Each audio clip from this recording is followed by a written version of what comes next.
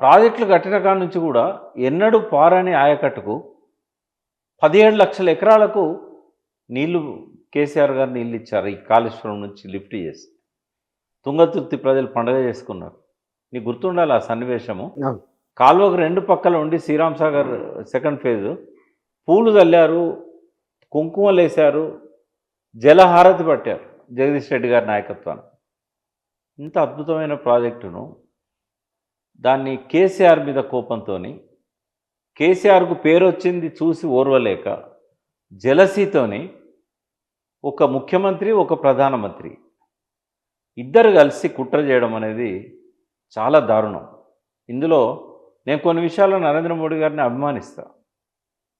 ఇవాళ అమెరికాతోనే ఆయన ఏదైతే భారతదేశ ఫార్మర్స్ కోసం వైరం పెంచుకుంటాడో నేను మోడీని సమర్థిస్తా. కానీ అధికారం కాపాడుకోవడానికి పక్క రాష్ట్ర ముఖ్యమంత్రి చేతిలో మోడీ కీలుబొమ్మ అయిపోయాడు. నిన్న గోస్ట్ రిపోర్ట్ చూసినాక ఇక్కడ పరిపాలిస్తున్నది పరోక్షంగా చంద్రబాబు నాయుడు అనే నిర్ధారణకు 1000% వచ్చిన నేను.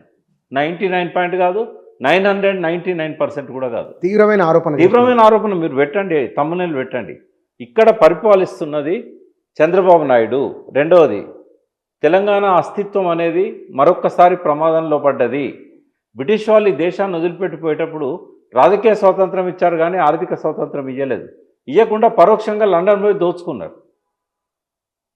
ఇవాళ తెలంగాణకు స్వాతంత్రం వచ్చిన తర్వాత, నేనైతే తెలంగాణ స్వాతంత్ర దినం జూన్ 2 అనే అంట.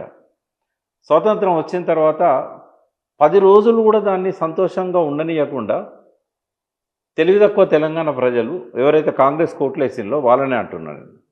పొయ్యి మీద ఉన్నదాన్ని, పెనం మీద ఉన్నదాన్ని, అంతకుముందు ఏదైతే సమైక్య రాష్ట్రంలో 57 ఏళ్ళు పెనం మీద మాడిపోయిన దాన్ని నేరుగా పొయ్యిలో పడేశారు.